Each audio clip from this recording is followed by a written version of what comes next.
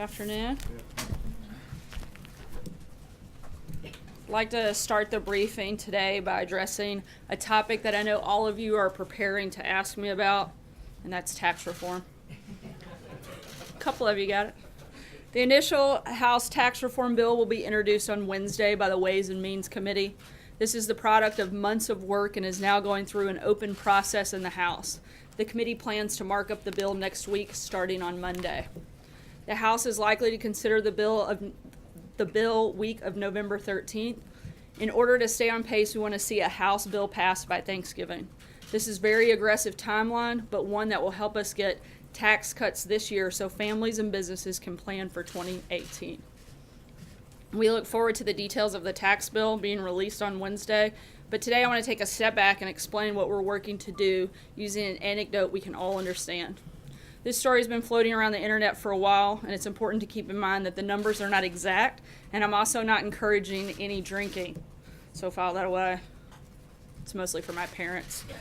But I think you'll enjoy it. Suppose that every day 10 people, for our purposes, we'll say reporters, go out for beer, and the bill for all 10 comes to $100.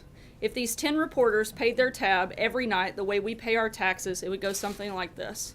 The first 4, the poorest, would pay nothing. The 5th would pay $1. The 6th would pay $3. The 7th would pay $7. The 8th would pay $12. The 9th would pay $18. The 10th, the richest, would pay $59. So that's what they decided to do. The 10 reporters drank in the bar every day and seemed quite happy with the arrangement until one day the bar owner threw them a curveball. Since you're all such good customers, he said, I'm going to reduce the cost of your daily beer by $20. Drinks for the 10 reporters would now cost just $80.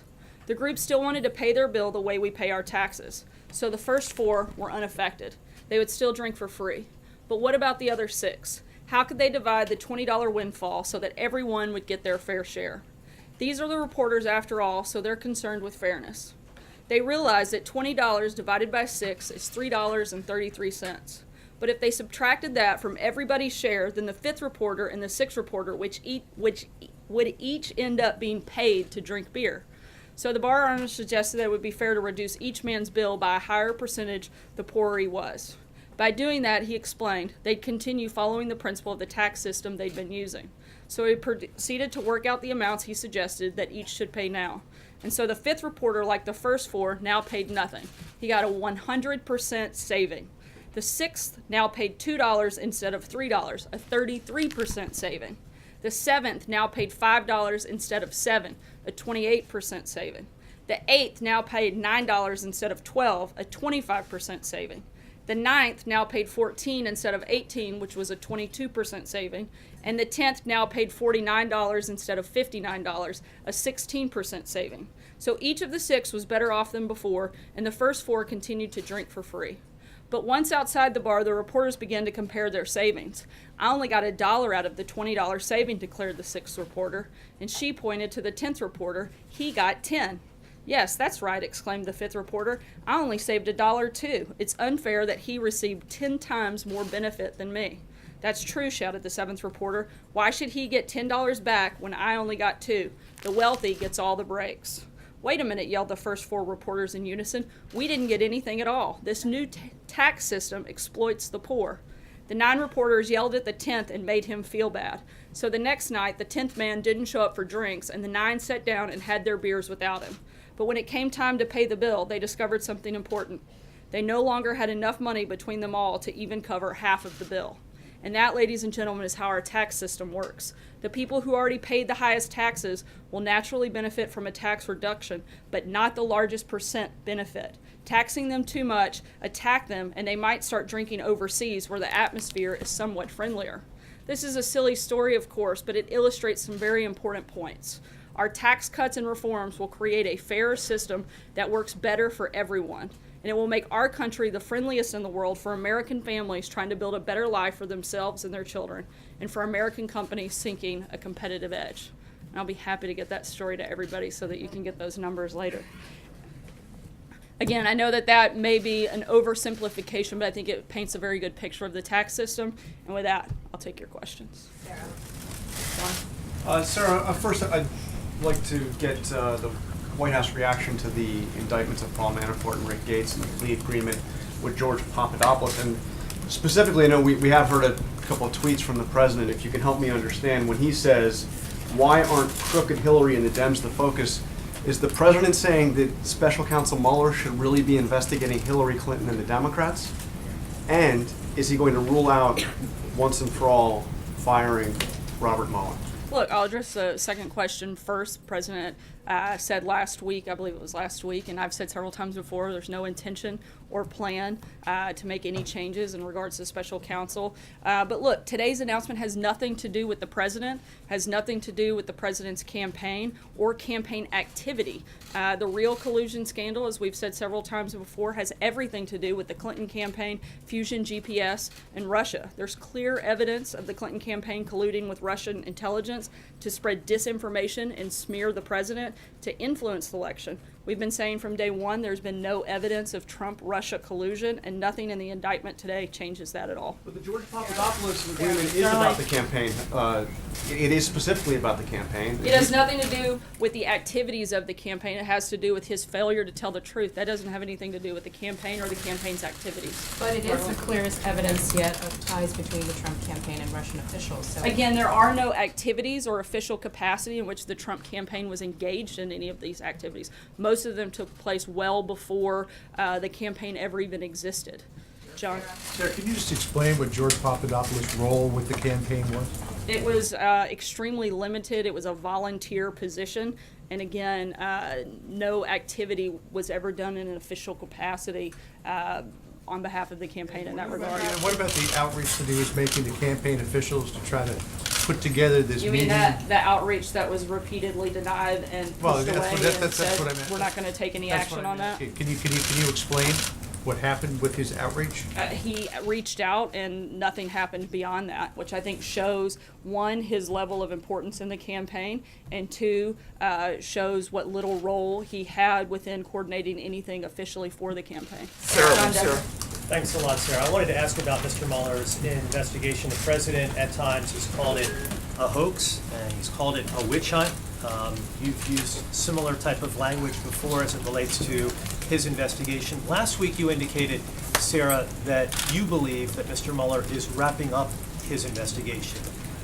And I've heard similar things coming from other senior administration officials. Do you still believe that Mr. Mueller is in the process of wrapping up his investigation? We still expect this to conclude soon. Yes. Francesca? Thank you, Sarah. Paul Manafort was high-ranking in the president's campaign at one time. I'd like to know what the president's relationship is with him now. Do they still talk? When was the last time they might have had contact? As far as we can tell, we know that they haven't spoken in several months. The last known conversation was back all the way to February. And as far as anything beyond that, with Paul, I'm not sure of any Rick other Gates as well? I know that there was some initial contact after the president was sworn in with him at meetings here at the White House, but nothing directly with the president. Deborah? Yeah, thank you, Sarah. On March 31, according to the affidavit by Mr. Papadopoulos, he attended a foreign policy meeting. The president was there. He said that he talked about how that Russia wanted to talk to the president. What did the president think when he said he wanted to arrange a meeting between Trump and Putin? And how did other people in the campaign react to that? I'm not sure that the president recalls specific details of the meeting. Again, it was a brief meeting that took place quite some time ago. It was the one time that group ever met. And beyond that, I really don't have anything to add. John, Gizzy? Yeah, thank you, Sarah. As you mentioned, Mr. Manafort, Mr. Gates were named in this for things not having anything to do with the campaign, but with alleged money laundering regarding other business. Now, under those circumstances, would the president consider or rule out pardoning either of them? I haven't had any conversations with him about that. I think we should let the process play through before we start looking at those steps. And Papadopoulos at this time was referring to Jeff Sessions at the time, who was overseeing Trump's Foreign Policy Advisory Committee. What does this mean for Jeff Sessions? Somebody on a volunteer committee, I'm not sure how that would impact the Attorney General directly. Can you say, given what we have learned over the last few hours, can you say when the president was first aware that Russia was behind the hacking and was in the possession of emails, what they considered to be damaging emails about the Clinton campaign that they were trying to get to the Trump campaign? When was he first aware of that? I'm not sure of the specific date of when that took place, so I'd have to look into back. Sarah, does the president regret having hired Paul Manafort to be his campaign manager? And is he and the rest of the White House concerned that this issue will distract from tax reform and the other domestic policy and foreign policy? We're not worried about it distracting because it doesn't have anything to do with us, because this is something that is action that took place outside of the campaign or campaign activity. And as far as whether he regrets having hired him to be a campaign manager? I didn't ask him that question specifically. Sir, how can you describe Mr. Papadopoulos as having a limited role when there's a photograph of Mr. Papadopoulos sitting at a table with The then president candidate has Trump thousands at a of national photographs security with meeting? millions of people, so. He was also cited by then candidate Trump in a meeting with the Washington Post as to who his top foreign policy advisors are. That seems to fight against what you're saying. And also, how is it not collusion when George Papadopoulos is in contact with various people who are promising dirt on Hillary Clinton? A series of events that closely mirrors what occurred with the president's own son. This individual Being in was contact on with a. Russians in pursuit of information Finish that your was monologue damaging there. about the Clintons. How is all of that not collusion? Look, this individual was the member of a volunteer advisory council that met one time over the course of a year, and he was part of a list that was read out in the Washington Post. I'd hardly call that some sort of regular advisor, or as you want to, push that he's like a senior member of the staff. He was not paid by the campaign. He was a volunteer on a council that met once. Worried about what you say. Collusion activities, Sarah. He was pursuing information from the Russians. Again, he was a volunteer. I think Just- that's something you need to ask him. I'm not here to speak on behalf of the thousands of people that may have volunteered on the campaign. Believe it or not, I have a question on this, but also on tax reform. The president has called on Congress to investigate Hillary Clinton. Is he confident that they will do that? I think that's a question you have to ask Congress, but I think that there are enough reports and enough information out there that seems to suggest it might not be a bad idea. Any congressional leaders of committees I that don't they know plan to if do I that? don't know if he's had a member of Congress specifically tell him that they're planning. My for question that. about tax reform is where does the president stand on the idea of phasing in the corporate tax cut so it would reach 20% sometime around 2022? I think the president's been clear that his priority is to make sure that that's where we start with the tax plan currently. I think, again, he's laid out what his principles are. As of right now, that hasn't changed, and don't anticipate that it will. Major? Sir, just so we have the terminology straight, when you say George Papadopoulos had no official capacity, what do you mean by that? I mean, he was a volunteer on the campaign and a volunteer member of an advisory council that met one time. So his activities were entirely of his invention. No one asked him to do any of these things. Is that what you're telling the American public? I'm telling you that he was a volunteer member of an advisory council that literally met one The time. reason I ask is now there are two episodes in which people associated with the campaign at a rather high level, at least in one instance, and George Papadopoulos is a member of a foreign policy or military advisory committee, sought dirt on Hillary Clinton from people representing themselves as either linked to or associated with the Russian government. Is that just a coincidence? The only interaction I'm aware of that deals with this individual was him reaching out and being repeatedly denied. So that's all I can tell you is he asked to do things, he was basically pushed back or not responded to in any way. So any actions that he took would have been on his own, and you'd have to ask him about those because I can't answer. Later activities of the Correct. campaign to have that same kind of meeting at Trump Tower. I'm sorry? What explains the campaign's later involvement with those associated with the Russian government or said they were to get dirt on Hillary Clinton later in the campaign? We've Are these addressed that. things They too? took one are they meeting, nothing coincidental? came of it. No, I don't believe so. That does not indicate a pattern of trying to obtain that information from A that pattern government. of getting information about your opponent. No, the big hostile difference government. here is you From a have hostile a government. meeting that took place versus millions of dollars being sent to create fake information to actually influence the election. You compare those two, those are apples and oranges. What the Clinton campaign did, what the DNC did, was actually exchange money. They took a meeting. Those are far different, and one is pretty common practice in any campaign to take a meeting. The other one is actually paying money for false information. That's a big deal and a big difference. Thanks, Sarah. I have two questions for you, but first, if I could follow up on your comment there about the GPS dossier. This is an issue that many senior level administration officials have pointed to during these questions about the special counsel. Has the White House asked the Department of Justice to look into this issue? Not that I'm aware of. Can I follow up on Mueller? You've spoken with the president today? Yes, I have. Can you give us a little bit about his reaction to the news this morning? Obviously, news that swept the nation's capital. But how did the president respond to this news about two people who did work for his campaign?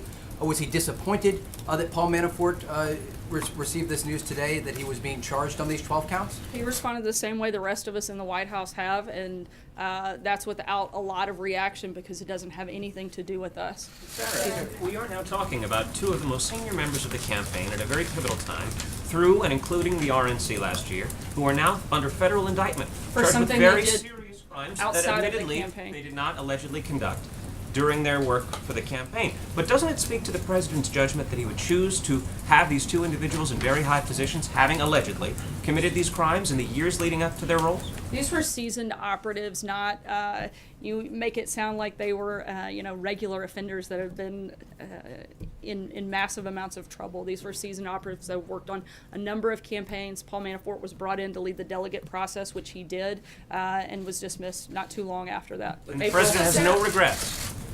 Again, I didn't ask him that question specifically. April. What leads you to believe that the Mueller investigation will conclude soon? Do you also believe that there could be more indictments? And my third question, on another subject, welfare reform. The president talked about this a couple of weeks ago, and I've been trying to find out what is the focus, how do you plan to implement welfare reform? We haven't made any specific announcements when it comes to welfare reform. Those are ongoing conversations, and we're looking at ways to improve the system, but nothing specific to roll out at this time. I'm sorry, what was the first part of your question? The first one, what leads you to believe that this will conclude soon, the Mueller investigation? Have you been given a heads up? What? Those are the indications that we have at this time. I can't go any further than that. Indications from who and where? Sarah, indications from where? As I just said, I can't go any further. And also, what about, you don't believe there'll be any more indictments at all? That's a question you'd have to ask Robert Mueller. You're saying that it's going to be concluded soon. I still attend that we believe that it will be concluded soon, but beyond that, I don't have anything else to add on a specific time frame.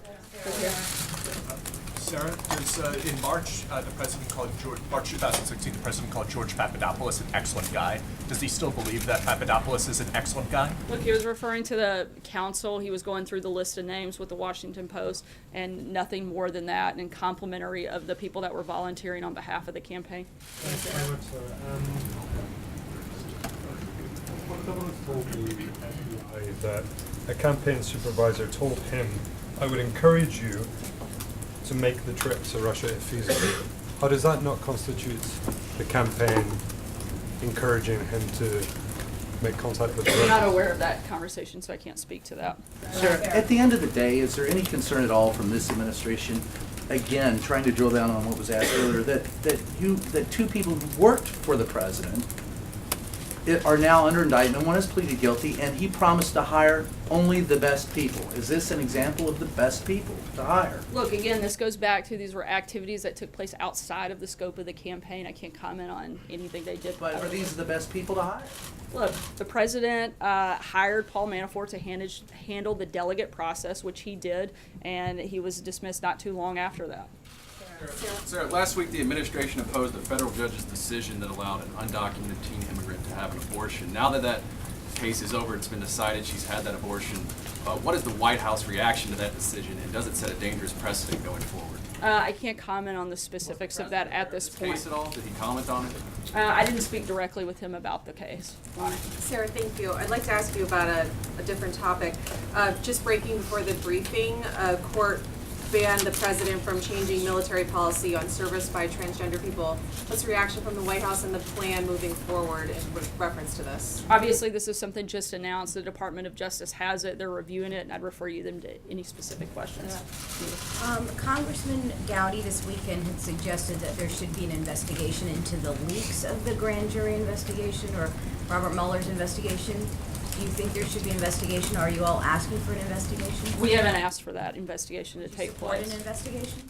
I think that anytime there is leaking of sensitive information, it should be looked into, but beyond that, we don't have any comment. Kristen? Sarah, thanks. Does the president in any way hold Jared Kushner responsible for hiring Paul Manafort? After all, he was an early supporter of bringing him on board. Not that I'm aware of, no. And Sarah, to just follow up on the point of hiring the best people, the top people, he has said, does this not at the very least raise questions about President Trump's vetting process and judgment when it comes to bringing on these people? I don't believe so. I think I've answered that quite a few times today. Sarah, two quick questions. Does the president, you said back in July that the president believed that the investigation for the special counsel should stay within the confines of Russian election meddling. Given what we've learned today, does the president believe Bob Mueller overstepped the boundaries of his investigation? I haven't spoken with him specifically about that detail. Okay, great. My second question, Sarah, would just be on the topic of regarding the plea agreement with George Papadopoulos. You've indicated that the president did not remember that March 31st meeting, the photograph, right? No, I didn't say he didn't remember the meeting. I said he didn't remember those comments from. Did he George remember anything Papadopoulos. about that meeting, his interactions with Papadopoulos, given that he's talked about his great memory? I don't believe that he went into detail about the meeting itself. He remembers it taking place, but we didn't go into anything beyond that or any specifics. And specifically did not remember the Russia comment? Did you remember Papadopoulos' presence? Did they have interaction? Not that I'm aware of. Thank you, Sarah. Gallup just came out with a poll giving 33% approval, 62% disapproval to the president. What's your reaction? Is the president aware of this? Any plans of changing anything? Look, we're focused aggressively on pushing forward on a very bold agenda specific to tax reform, tax cuts. I think that the economy continuing to grow and strengthen is something that will certainly change those numbers. But at the same time, I think these are some of the same polls that also said this president would never be president, so I don't have a lot of confidence in them. Take one last one. Sarah, can you please clarify your answer tomorrow? The stock market is moving downwards on this news that possibly the corporate rate could be phased in over several years. I wasn't sure if you were trying to make the point that the president would be for a phase-in or against a phase-in. No, I said that the president laid out his principles, and it doesn't include the phasing in, so we're still committed to that moving forward, but, and I don't have any reason to believe we have changes on that front at this point. So the red line of the 20% corporate I'm rate not drawing tax a cut. red line, I'm just saying those are the principles that we've laid out, and we haven't adjusted or changed our principles since this process started.